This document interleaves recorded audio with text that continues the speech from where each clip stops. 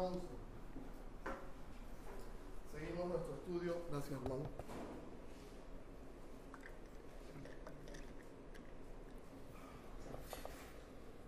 Hebreos número 11. La semana pasada iniciamos el capítulo de la fe y de los héroes de la fe. Y en el tiempo que el Señor nos permitió, abordamos únicamente el verso número 1. Después la fe, la certeza de lo que se espera. ¿Qué más dice? La convicción de lo que no se ve.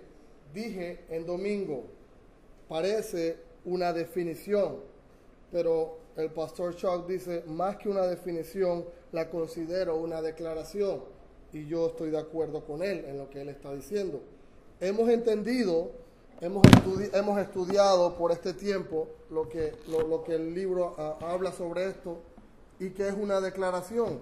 Y entendemos que el escritor de Hebreos habla a este pueblo judío que en alguna forma se siente desmotivado, se siente anímico, tienen deseos de volver atrás, pero Él los anima.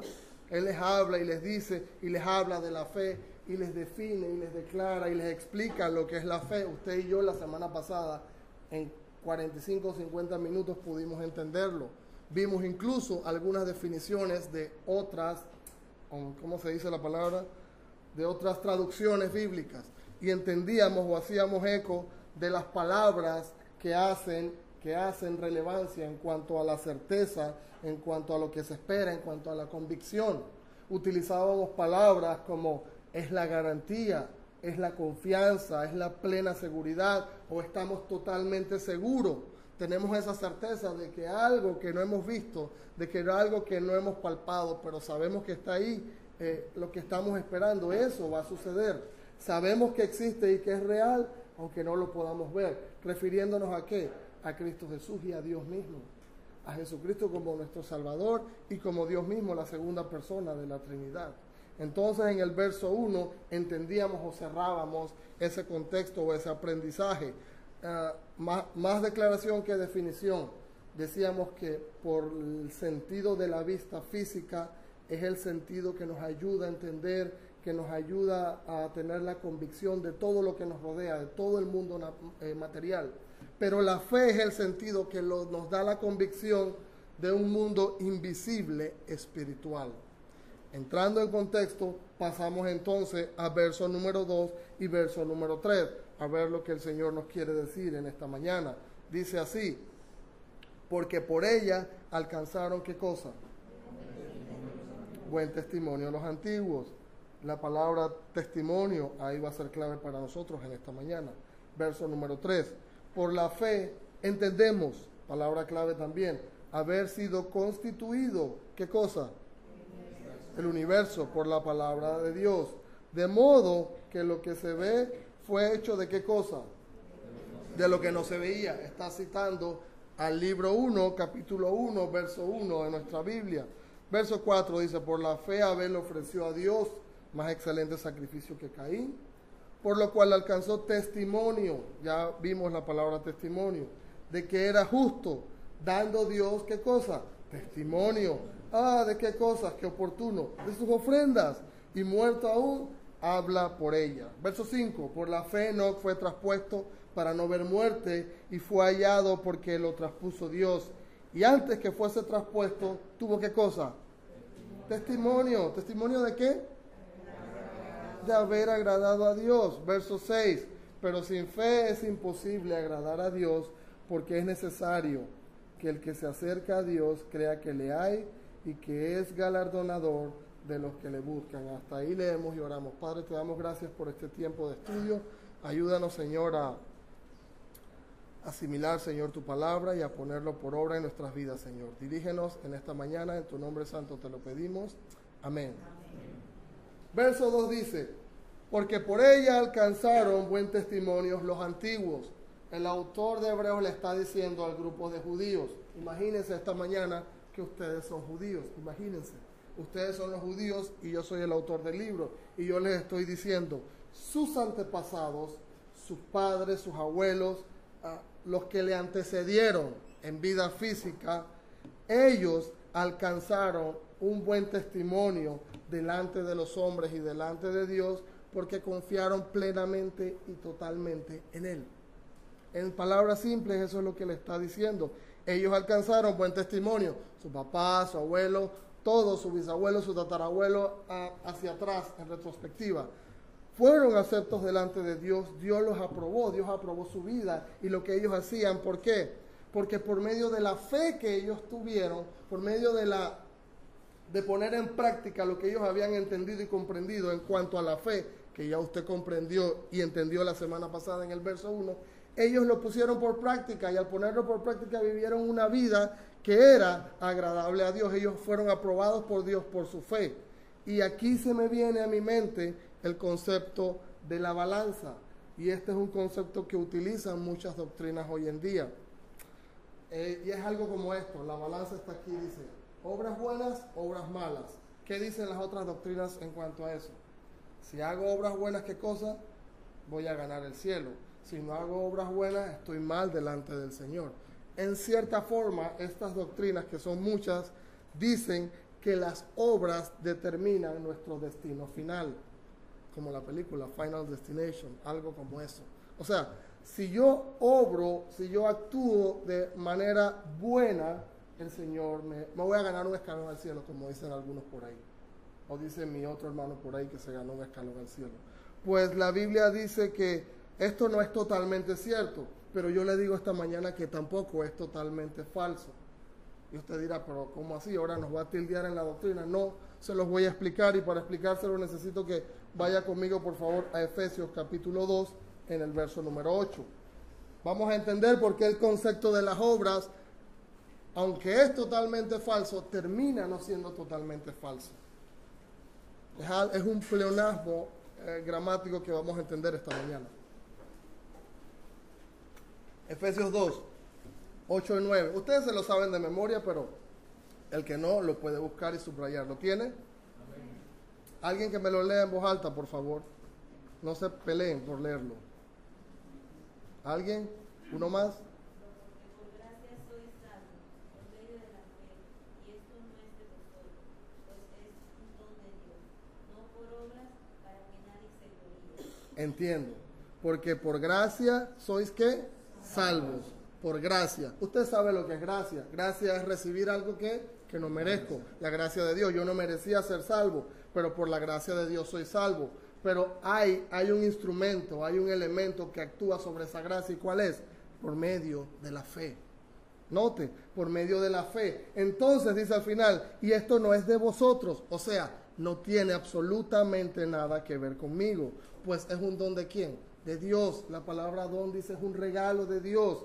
Y no tiene que ver con obras. Dice, no por obras para que nadie se gloríe, para que nadie se jacte. Aquí en este punto cortamos las cadenas de la balanza. Dice aquí, el Señor dice que es por su gracia, que es por el instrumento de la fe, no tiene nada que ver con vosotros. ¿Por qué? Para que nadie se jacte, para que nadie se gloríe que puede ser salvo. Este pasaje deja muy claro para mí, probablemente para usted, que somos salvos por haber depositado nuestra confianza ¿en quién? En Cristo Jesús. Esto deja por sentado y refuta totalmente el hecho de que no es por obras. Nadie puede engrandecerse, nadie puede vanagloriarse, nadie puede jactarse. Usted puede poner todas las fotos en el Facebook que usted quiera, haciendo las mejores obras, las más grandes obras, posteando los mejores y más grandes versos de aquellos escritores sabios y bíblicos. Y puede hacerlo cuantas veces quiera en Facebook, Instagram, Twitter, todas las redes sociales. Pero aún así, eso no le hace ganar el cielo. Aún así, usted está muy distante del cielo, porque dice que eso solamente es jactancia. Y que eso lo que hace es decir que si yo hago buenas obras, por lo que yo hago, es que soy salvado.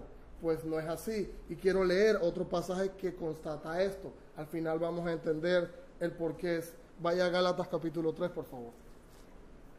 Ahí salen los versos en la pantalla. Gálatas capítulo 3.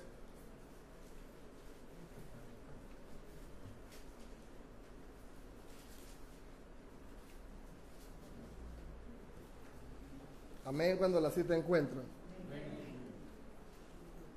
Bien. Alguien que lea, por favor, 3, 10 al 11. Que no sea Laura esta vez, otro que se anime. Solamente no. No, Gálatas capítulo 3, verso 10, hermano, perdón. ¿Es ese? A ver, no. Porque todos los que dependen de las obras de la ley están bajo Maldición. maldición, pues escrito está, maldito todos aquel que no Permaneciere. permanezca en todas las cosas escritas en el libro de la ley, para que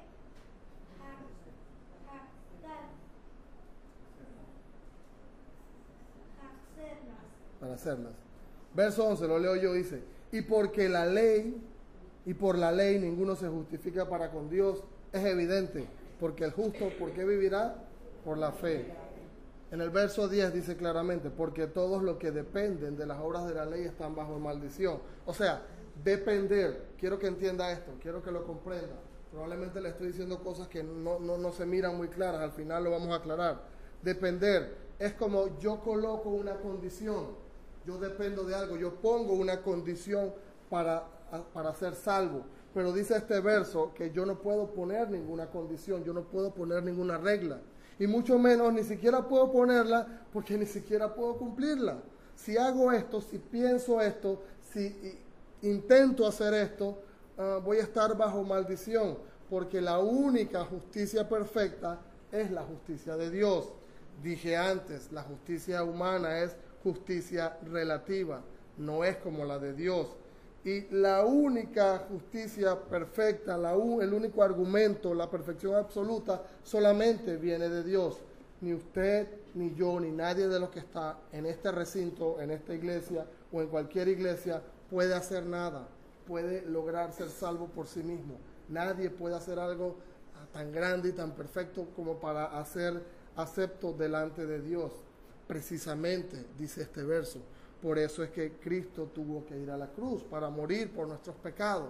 Entonces, ahora que usted y yo creemos que Jesucristo es el Señor y que Él murió en la cruz por nuestros pecados y que Él nos ha perdonado y nos ha dado ¿qué? Una nueva oportunidad, ahora este asunto, esta fe, eso que ha hecho Jesús en mí, produce una transformación. Si usted quiere entender qué es transformación, lo anota por ahí, lo lee después.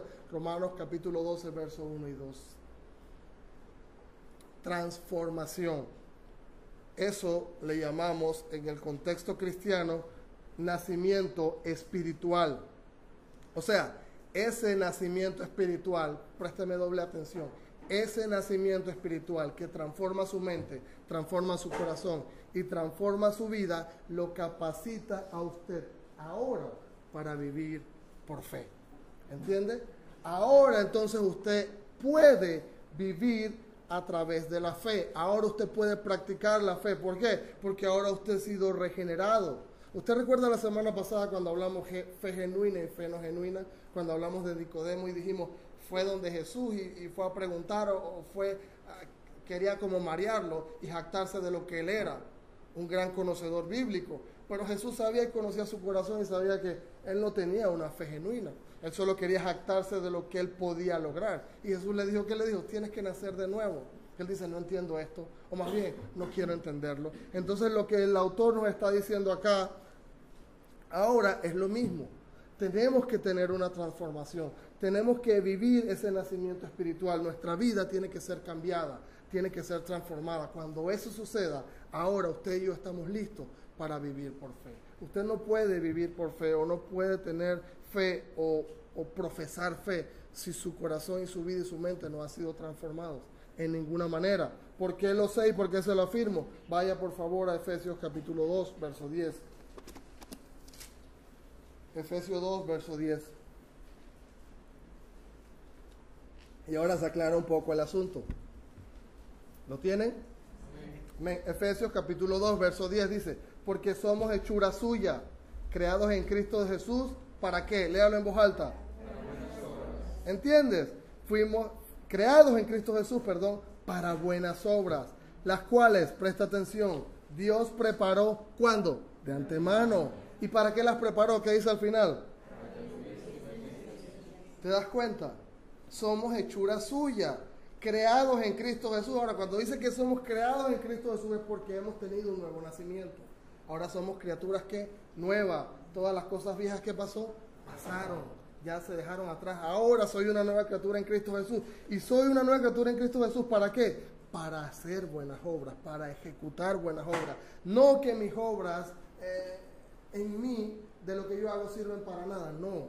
Ahora yo soy una buena criatura, una nueva criatura, perdón. Ahora el Señor ya tiene las obras ahí listas, preparadas, dispuestas desde un tiempo atrás. Ahora yo voy a entrar a ese mundo de dar fruto y hacer obras. Y Dios las preparó, ¿para qué? Para que yo caminara en esa obra. Y Cristo nos hizo para buenas obras. Él nos preparó para que Él nos dijera lo que teníamos que hacer. Él nos comunica la manera que tenemos que vivir si prestamos oído a su voz. ¿Y cómo nos habla Él? A través de su palabra.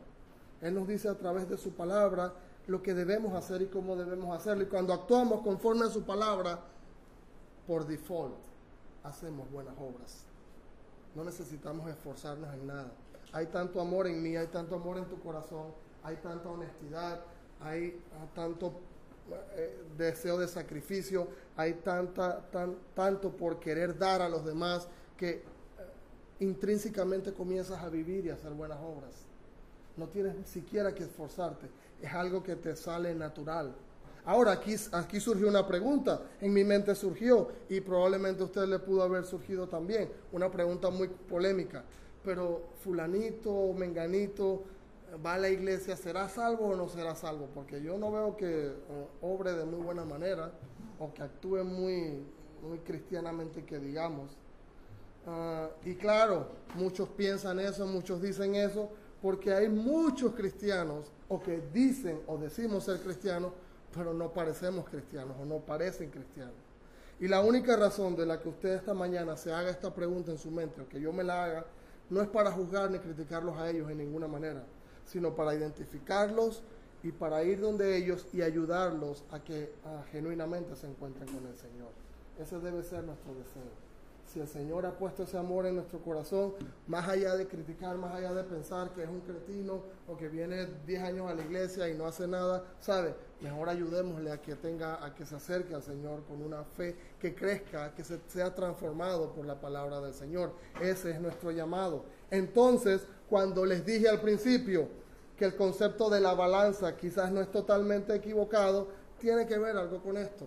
Porque el auténtico creyente, el que ha sido transformado por la bendita palabra, por el bendito evangelio de Cristo Jesús, cambia su comportamiento, cambia su manera de vivir, comienza a vivir, comienza a realizar, comienza a estar metido en buenas obras. Y lo que lo salva no son sus buenas obras, sino la fe que él tuvo para ser transformado, que ahora produce en él hacer buenas obras. ¿Entendemos eso, hermano? Es un concepto un poco complicado, pero a la vez es simple también. No se trata de mis obras, se trata de lo que Cristo hace en mí, transforma mi mente, mi corazón, mi forma de proceder. Y ahora que Él me ha transformado, entonces yo vivo y mi vida genera, ¿qué cosa? Fruto. ¿Y ese fruto qué es? Buenas obras. Dice el verso ahí en Hebreos. ¿Qué dice el verso 2 en Hebreos? Dice, por ella alcanzaron buen testimonio los antiguos. O sea, en otras palabras, esa fe que ellos tenían se evidenció o fue mirada por todos los que estaban a su alrededor y por Dios por su manera de comportarse, por su estilo de vida, por sus propósitos. Su manera de comportarse, su estilo de vida, sus palabras, todo lo que ellos hacían, todo lo que se circunscribía a la vida de cada uno de estos hombres, daba cuenta de su fe. Ellos habían sido transformados tan profundamente por el amor del Señor que vivían de una manera diferente. Y ahora ellos tenían una cosa muy importante que se llama testimonio. Pero ellos alcanzaron ese testimonio porque la fe hace eso. La fe produce eso. ¿Me entiende? No es que tengo buen testimonio y por eso voy a tener fe. No. Usted tiene fe y la fe produce que su vida sea un buen testimonio para los demás. O que la mía lo sea. Entonces la pregunta aquí hasta este punto es, si sus obras, su estilo de vida, su testimonio, todo lo que usted hace diariamente en su casa, en su trabajo, incluso en la iglesia, da cuenta de su fe en Jesús. Piensa en eso. Dice aquí el autor de Hebreos, estos hombres alcanzaron testimonio hace tiempo atrás y la alcanzaron por medio de la fe. Ahora que usted y yo entendemos lo que es la fe y cómo funciona, o cómo actúa, o qué puede hacer en nosotros, ahora usted y yo podemos entonces entender cómo puede mi vida ser un buen testimonio a los demás. Primero debo ejercitarme en la fe. Y para ejercitarme en la fe, debo arrepentirme y debo cambiar de pensar, debo cambiar de actuar, debo cambiar de hacer. ¿Para qué? Para que entonces Dios me mire como mira a estos hombres. No me va a ver perfecto porque jamás voy a ser perfecto, pero porque creo en Cristo Jesús y porque Cristo Jesús a través de su sacrificio, ya lo estudiamos antes, a través de su sacrificio, ese nuevo pacto recubre o me hace ver delante de Dios, me hace justo delante de Dios, me hace inocente delante de Dios. Ahora Dios me puede mirar. Pero esto, ¿cómo funciona? Todo a través y por medio de la fe. Por eso era importante entender el concepto. Ya usted entiende el concepto y lo sabe. Ahora se puede ejercitar en él. Ahora usted puede decir, pero ¿cómo puede ser mi vida de buen testimonio? Lo primero que tiene que hacer es ¿qué cosa? Aplicar la fe. Que su vida sea transformada. Que su corazón sea tocado por el único y verdadero Cristo Jesús, nuestro Señor. ¿Entiende eso, hermano? Verso número 3. Por la fe, dice ahí, entendemos haber sido constituido el universo por la palabra de Dios, de modo que lo que se ve fue hecho de qué cosa.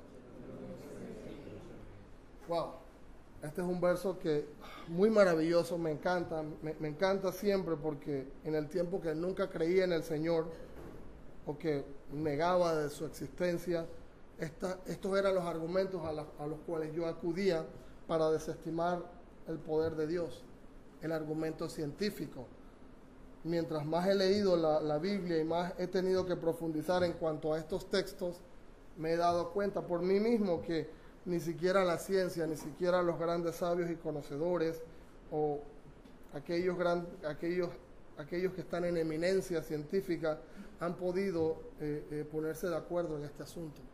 Por tal motivo entendemos que el universo y todo lo que hay en él de manera perfecta existe. ¿Por qué? Por la palabra de Dios. El autor está diciendo, yo creo firmemente que Dios creó el universo con solo una palabra, con solo una orden suya. Todo lo que usted ve ahora salió de algo que no podía verse. Y este universo se presenta de manera maravillosa. Es una declaración de una verdad bíblica fundamental. Una verdad que dice simplemente esto: Dios creó todo. Dios ha creado y es el creador y el dador de vida y es el arquitecto de todo el diseño del mundo, del universo mismo. Y aún hay quienes refutan eso y lo hacen y cambian esta declaración, porque esto es una declaración. Cuando digo declaración es que afirma el hecho de que fue así, pero algunos desestiman esta declaración y dicen, no, yo tengo una teoría o una especulación. Y es ahí donde entramos en dificultad. Porque dice la ciencia que para que algo sea real tiene que basarse o tiene que tener un argumento lógico y coherente.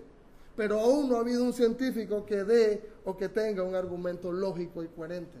De hecho, déjeme decirle que hoy en día hay tantos problemas entre tantos científicos porque no se deciden si el mundo fue del Big Bang o si el mundo fue de la evolución. Aún entre ellos no han decidido cuál les parece mejor.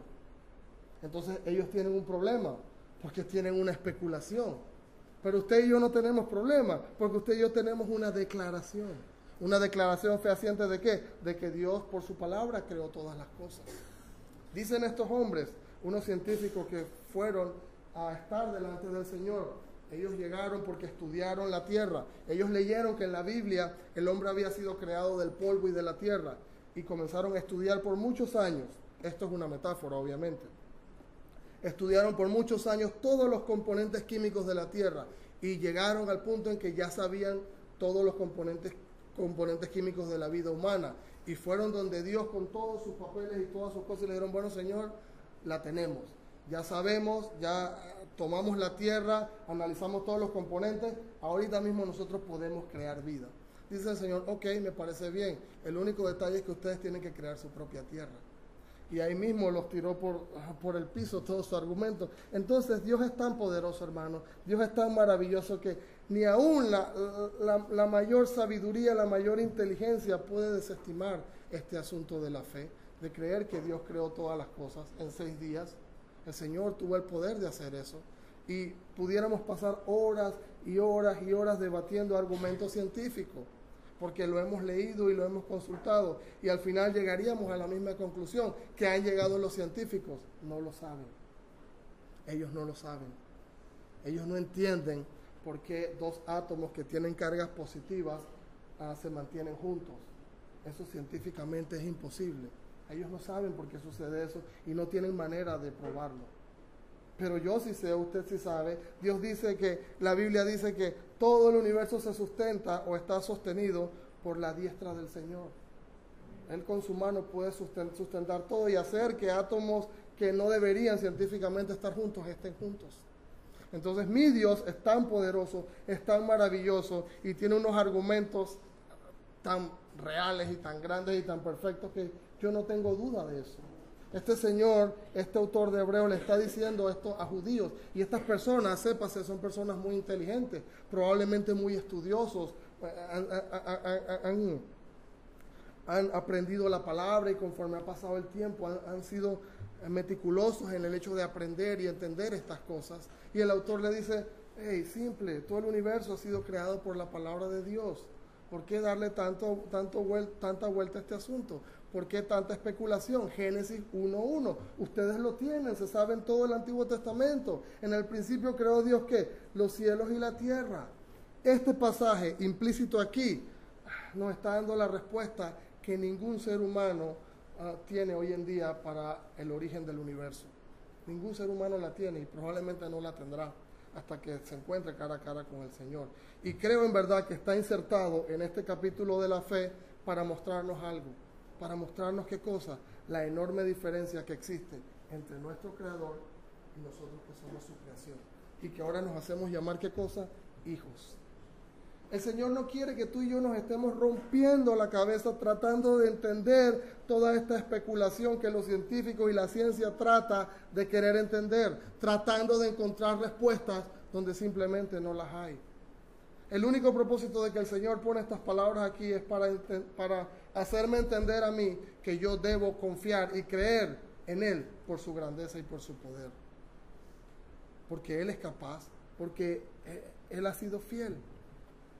Porque lo que Él ha dicho que va a hacer, lo ha hecho y lo ha cumplido al pie de la letra. Y yo tengo esa confianza, yo tengo esa fe de que va a ser así.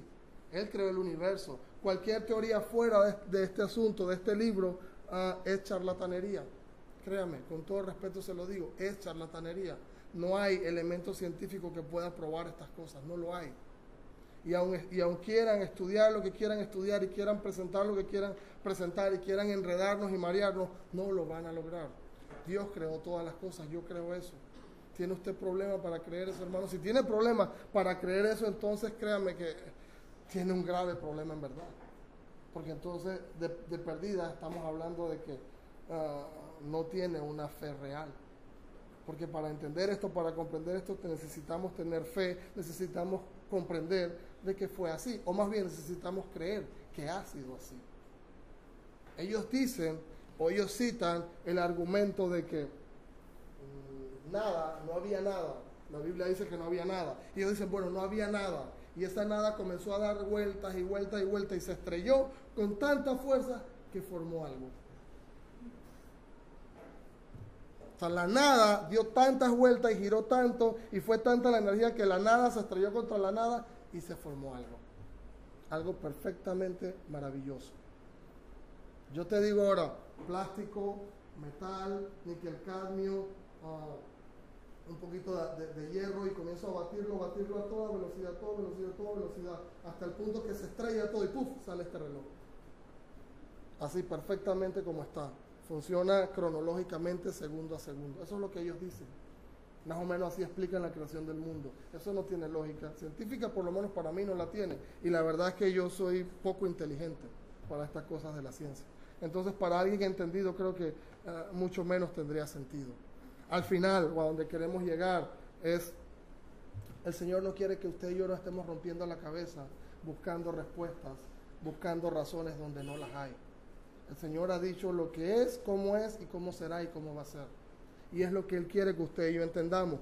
Para entender un poco más, vayamos a un ejemplo bíblico. O mejor dicho, les recuerdo un ejemplo bíblico. No vamos a ir allá porque ya no tenemos tiempo. ¿Usted recuerda la vida de Job? Las tribulaciones que pasó Job. Ustedes la mayoría los han leído. Job era un hombre que fue muy bendecido en verdad en un principio. Tuvo muchos bienes, muchas posesiones, fortuna, 10 hijos. Y llegó un momento en que Satanás le pidió permiso a Dios para afligir a Job, y Dios le dijo, dale pues. Por las razones que el libro y el estudio de Job enseñan, que más adelante las veremos, pero lo hizo. ¿Y qué sucedió después? Él perdió su fortuna, perdió sus bienes, perdió sus hijos, perdió su salud, fue enfermo de una manera horrible, pero horrible como usted no tiene idea. Un hombre con todo lo mejor que podía tener, de repente no tenía nada. Era una piltrafa humana, si se podía decir.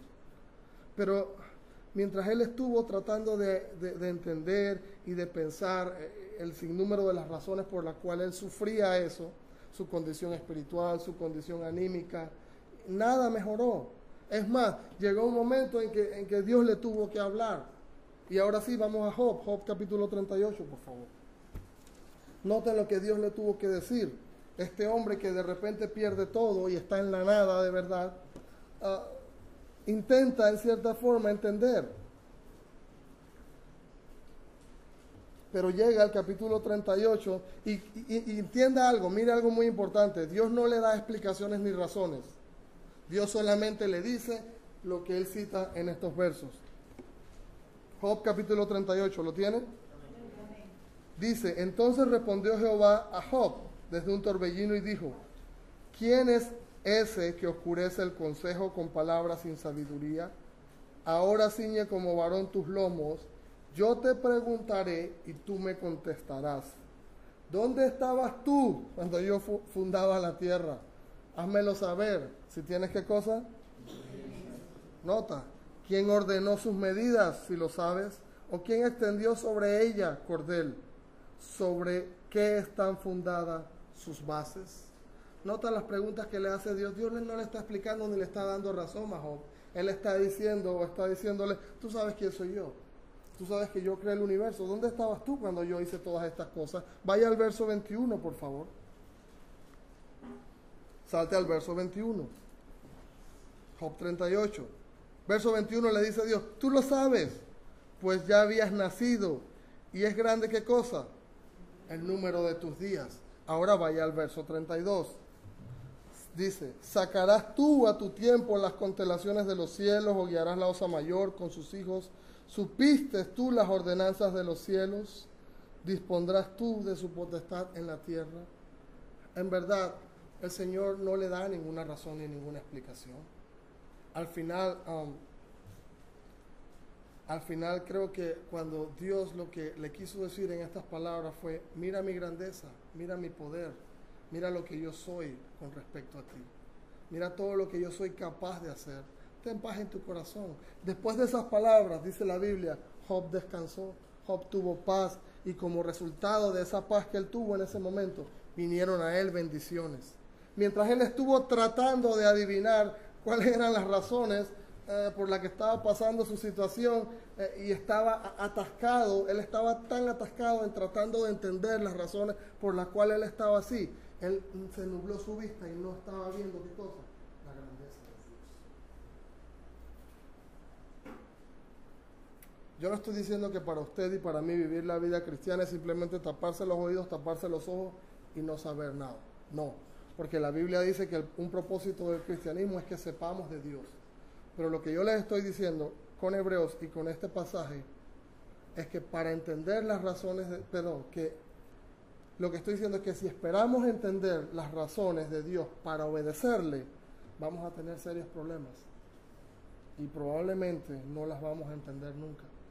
O probablemente Dios ni siquiera nos las va a hacer saber. Hoy en día en el mundo y en las iglesias hay muchos hubs haciéndose preguntas, cuestionando la razón, cuestionando por qué y cómo y dónde y Señor y esto y el otro. Cuando el Señor nos ha dicho, hey, no busques respuestas donde no hay, no busques razones donde no las hay. Simplemente confía en mí, observa mi grandeza, mira lo que yo soy capaz de hacer. ¿Qué tan grande es tu problema con lo que yo soy capaz de hacer?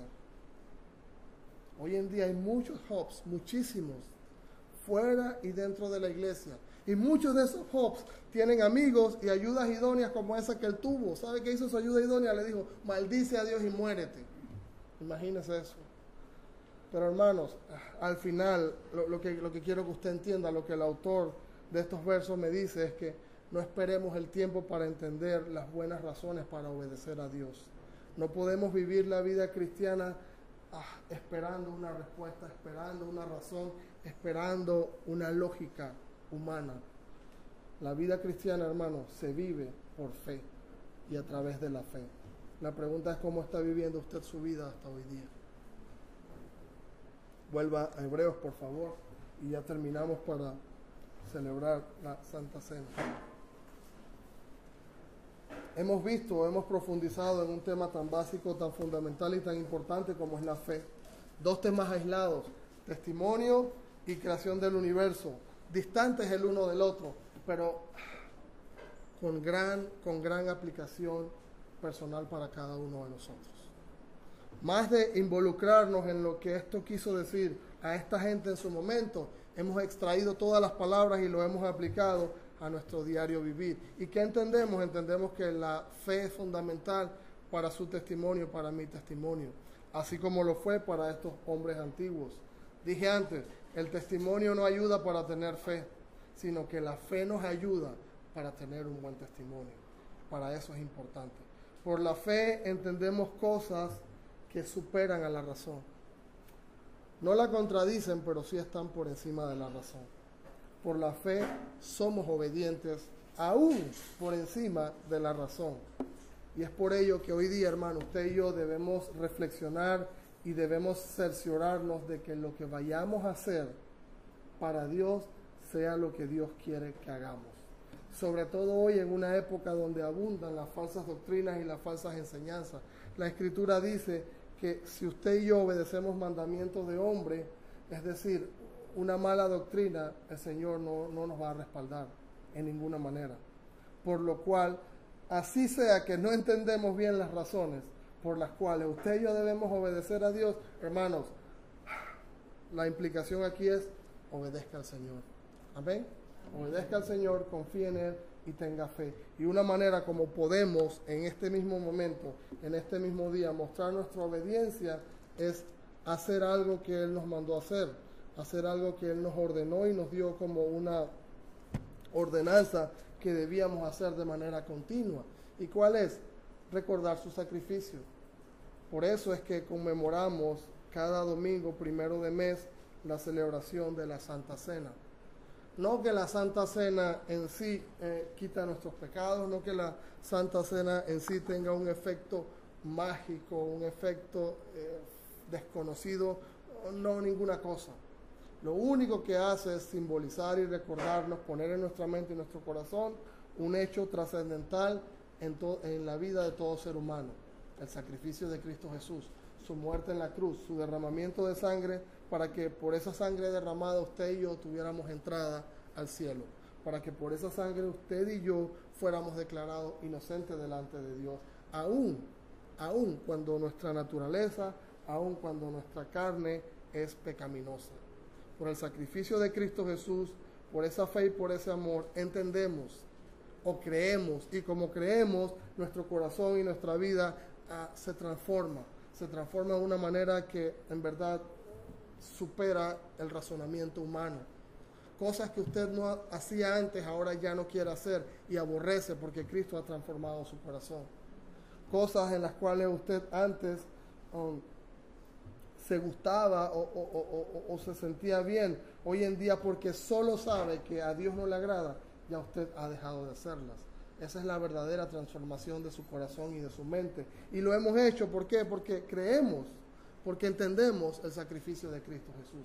Y como lo creemos y como somos obedientes a su palabra, obedecemos lo que Él nos dice en el libro de Corintios, que la noche que Él se reunió con sus discípulos, Él les dijo: quiero que recuerden este tiempo, quiero que recuerden este momento, quiero que lo celebren como algo simbólico y lo hagan de una manera digna, de una manera solemne.